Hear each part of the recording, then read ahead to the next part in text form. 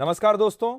दुनिया में यह बदलाव इतना बड़ा है कि बैंक ऑफ इंटरनेशनल सेटलमेंट्स ने भी कहा कि ब्रिक्स देशों के जरिए डी डॉलराइजेशन की प्रक्रिया तेजी से आगे बढ़ रही है और उसमें चीन की करेंसी युआन ने अब सेंटर स्टेज ले लिया है। यानी जो काम पहले केवल डॉलर करता था, वही काम अब युआन करने लगा है।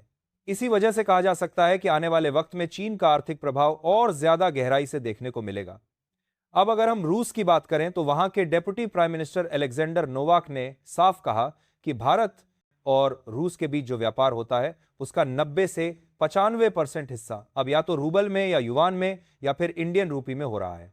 उन्होंने बताया कि रूस की मजबूरी थी कि वे ऐसा करें क्योंकि पश्चिमी देशों और अमेरिका की तरफ से लगाए गए प्रतिबंधों ने उन्हें डॉलर पर निर्भर रहना मुश्किल बना दिया था। इसीलिए रूस ने भारत और चीन दोनों के साथ अपने व्यापारिक रिश्तों को स्थानीय करेंसीज में ट्रांसफर कर दिया।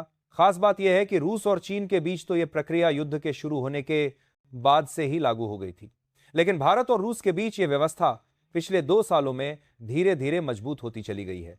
अब जहां पहले सिर्फ कुछ प्राइवेट रिफाइनरियां जैसे रिलायंस एनर्जी या नायरा एनर्जी कभी कभी युआन में भुगतान करती थी, वहीं अब अक्टूबर 2025 तक कई स्टेट रिफाइनरियां भी रशियन ऑयल के लिए युआन में ही पेमेंट कर रही हैं।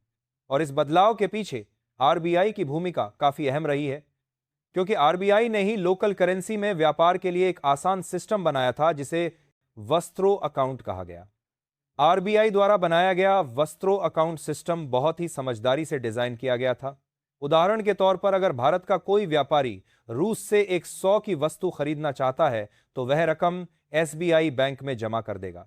वही पैसा रूस के व्यापारी के नाम पर वस्त्रो अकाउंट में दर्ज हो जाएगा। बाद में जब रूस का व्यापारी भारत से कोई सामान खरीदेगा तो वही 100 उसके उपयोग में आ जाएंगे। इस तरह किसी तीसरी करेंसी जैसे डॉलर की जरूरत ही नहीं पड़ती और दोनों देशों के बीच व्यापार आसानी से लोकल करेंसी में हो जाता है। रूस ने खुद यह माना है कि आरबीआई का यह कदम दोनों देशों के व्यापार के लिए बहुत मददगार साबित हुआ है और इसी वजह से आज भारत और रूस के बीच लोकल करेंसी में लेन देन का लेवल काफी बढ़ चुका है। यानी अब व्यापार केवल वस्तुओं तक सीमित नहीं बल्कि करेंसी के लेवल पर भी एक नए युग में प्रवेश कर चुका है। दूसरी ओर चीन की खबर और भी ज्यादा प्रभावशाली है।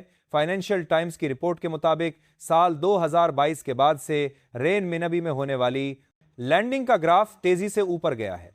अब पूरी दुनिया के ग्लोबल ट्रेड फाइनेंस में युआन का हिस्सा करीब 7.6% तक पहुंच गया है। यह यूरो को पीछे छोड़ चुका है और अब केवल डॉलर ही है जो इससे आगे है। कई उभरते हुए देश जो अब तक डॉलर में अपने लोन लेते थे, उन्होंने अब डॉलर की जगह युआन को अपनाना शुरू कर दिया है।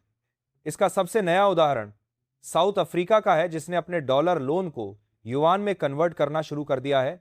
और खबरों में बताया जा रहा है कि साउथ अफ्रीका की बैंक ने ब्रिक्स को ध्यान में रखते हुए पहली बार लोन को युआन करेंसी में सील किया है और लोन का अमाउंट भी कोई थोड़ा बहुत नहीं है बल्कि 90 मिलियन यानी कि करीब 2.1 बिलियन युआन है। यानी अब वह लोन की अदायगी अमेरिकी डॉलर में नहीं बल्कि चीनी करेंसी में करेगा।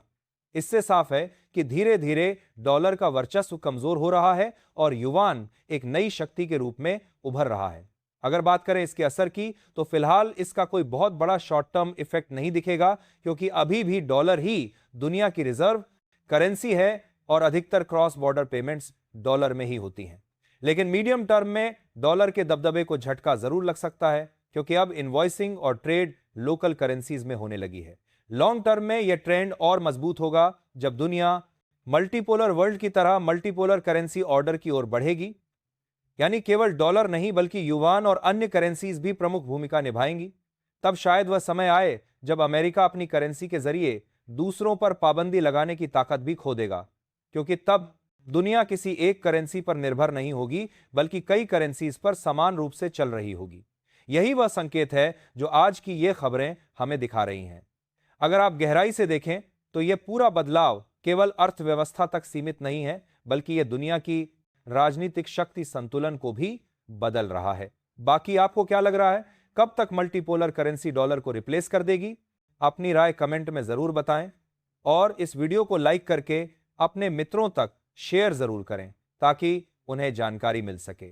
इसी तरह और भी नॉलेजेबल वीडियो देखने के लिए चैनल को सब्सक्राइब करके बेल आइकन को ऑल पर जरूर सेलेक्ट करें। दोस्तों,